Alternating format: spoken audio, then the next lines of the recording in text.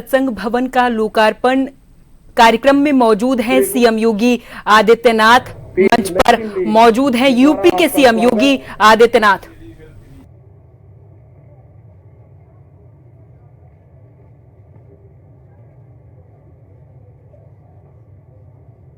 स्वागत हमारी परंपरा है, उसी क्रम में पूज्य महाराज जी का स्वागत कर रहे हैं।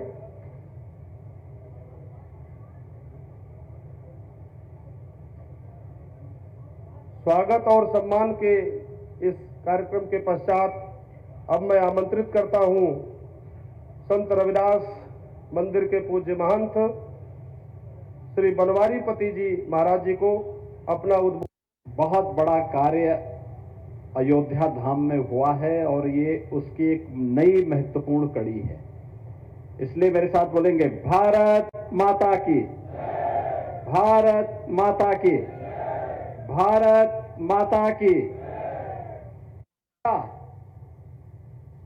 जिसमें सदगुरु रविदास जी मंदिर के सुंदरीकरण के क्रम में इस सभागार के लोकार्पण का यह भव्य कार्यक्रम यहां पर आयोजित हुआ है। इस आयोजन के लिए मैं इस मंदिर के श्री महंत बनवारीपति ब्रह्मचारी जी महाराज को और उनके सभी अनुयायियों को, शिष्यों को, शुभचिंतकों को हृदय से बधाई देता हूं, अपनी शुभकामनाएं देता हूं। बहनों और भाइयों, सदगुरु रविदास जी महाराज भारत के अंदर मध्यकालीन संत परंपरा के एक ऐसे सिद्ध संत थे जिन्होंने अपनी कर्म प्रधान व्यवस्था के माध्यम से तत्कालीन समाज की आंखों को खोलने, उसकी सुप्त चेतना को जागरूक करने का काम किया था।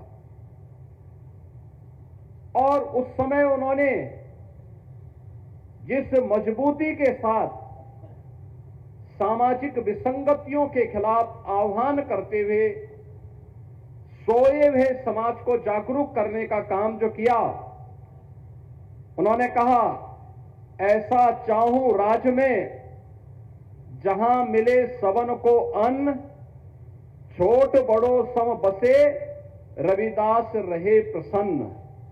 बहनों और भाइयों, याद करिए, मध्यकाल ये देश विदेशी आक्रांताओं के आक्रमण से आक्रांत था, भय का माहौल था, सनातन धर्म खतरे में था, हमारी आस्था के प्रतीक मंदिर तोड़े जा रहे थे। उन स्थितियों में काशी में रह करके एक संत बड़े गर्व के साथ सामाजिक एकता को लेकर के, उस समय की राज व्यवस्था को लेकर के उन्होंने चुनौती देने की मुद्रा में आकर के उस समय के समाज की सुप्त चेतना को जागरूक करने का काम कर रहे हैं।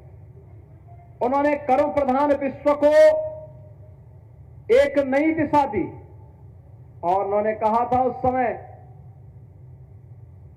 जितने भी आडंबर थे, रूढ़िवादिता थी, उसके खिलाफ उन्होंने तत्कालीन समाज को जागरूक करके